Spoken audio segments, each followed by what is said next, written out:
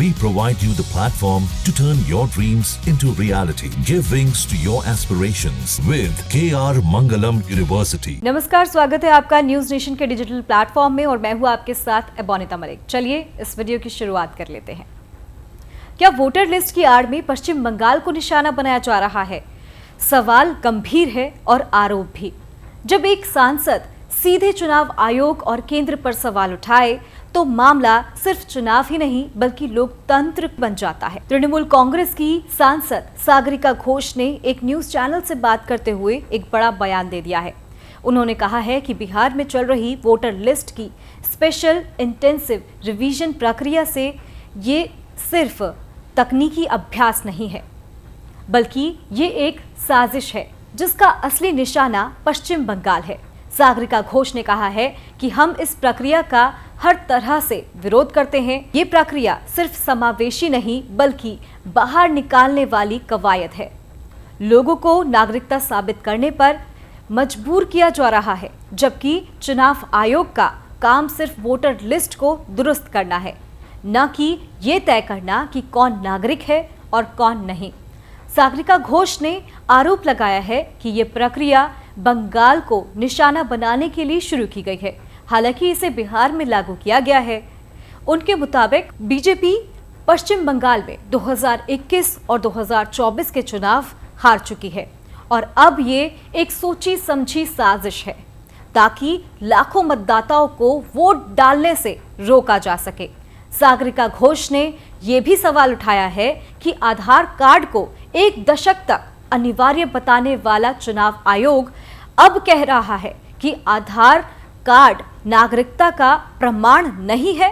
साथ ही तृणमूल की सांसद ने कहा है कि जब नागरिक हर जरूरी दस्तावेज दे रहे हैं तो उन्हें वोटर लिस्ट से बाहर कैसे किया जा सकता है।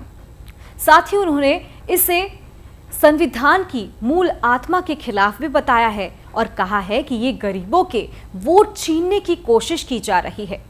और इस बीच चुनाव आयोग ने भी सुप्रीम कोर्ट में हल्फनामा दाखिल कर दिया है। आधार केवल पहचान पत्र है, नागरिकता का प्रमाण नहीं।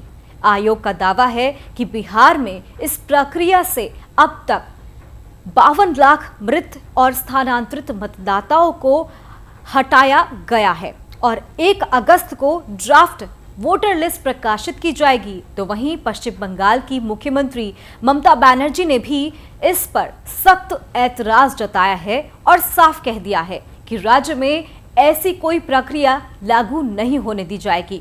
तो उधर सुप्रीम कोर्ट ने भी चुनाव आयोग से सवाल पूछा है कि 8 करोड़ लोगों की जनसंख्या में इतनी बड़ी प्रक्रिया को चुनाव से पहले पूरा कराना क्या संभव है। मुख्य चुनाव आयुक्त ज्ञानेश कुमार ने कहा है कि प्रक्रिया पूरी तरह से पारदर्शी है और स्वच्छ वोटर लिस्ट की मजबूत लोकतंत्र की नींव है। तो क्या ये वाकई एक निष्पक्ष चुनाव सुधार है या फिर इसके पीछे का एजेंडा कुछ और है? क्या बंगाल को चुनाव से पहले अस्थिर करने की कोशिश की जा रही है? ये सवाल सिर्फ राजनीतिक नहीं, लोकतंत्र की आत्मा से जुड़ा है।